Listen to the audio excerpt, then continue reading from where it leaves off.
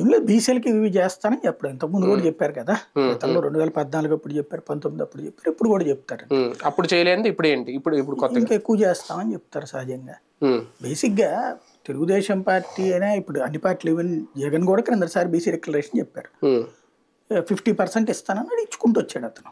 స్థానిక సంస్థల్లో అన్నిట్లో కూడా పెట్టిన ఆ డిక్లరేషన్కి అనుగుణంగా జాయిన్ స్టార్ట్ అయిన రోజు నుంచి బీసీలకు సంబంధించి సీట్లు ఇచ్చుకుంటానే వచ్చాడు కదా. నామినేటెడ్ పోస్టులో 50% ఇవన్నీ ఇదే డిక్లరేషన్ తెలుగుదేశం పార్టీ 2014లో చేసింది, కానీ చేయలేదు కదా. అట్లాగా కొంతమందికి బీసీలకు కూడా పదవులు ఇచ్చింది, కానీ 50% అని ఒక లెక్క కట్టుకుని కరెక్ట్గా ఇచ్చిందా?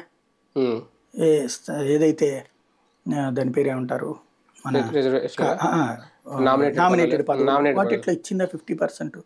అందులో ఒకళ్ళ ఇద్దరినో పెడుతూ వచ్చారు అట్లాగా. అంతే తప్పించి పక్కాగా 50% అని లెక్క కట్టి ఇవ్వలేదు కదా. ఇతను ఏంటంటే ఆ డిక్లరేషన్ అన్న తర్వాత ఇక అదే ఫార్ములా ఫాలో అయ్యాడు. ఈవెన్ ఇప్పుడు ఎమ్మెల్యే సీట్లు, ఎంపీ సీట్లు కూడా బీసీలకి హైయెస్ట్ ఇచ్చుకుంటూ వస్తున్నాడు కదా. ఇది ఒక రకంగా తెలుగుదేశానికి పెద్ద సమస్య కూర్చుంది. అంటే మామూలుగా ఆల్రెడీ కులగణన అనేది మేము చేసేసామని చెప్పి వైసీపీ చెప్తుంది కదా, మన ఏదో చేసేసారని. చేస్తూ ఉన్నారు, ఇంకా ఫైనల్ ఇవ్వాల. ఇప్పుడు బీసీల పేరుతో వీళ్ళ కొత్తగా బీసీ గణన చేసి, అంటే వీళ్ళు అధికారంలోకి వచ్చిన తర్వాత చేస్తామంటున్నారు వీళ్ళు తెలుగుదేశం పార్టీ. ఏంటి దానికి దీనికి డిఫరెన్స్? కొత్తగా సాధించేది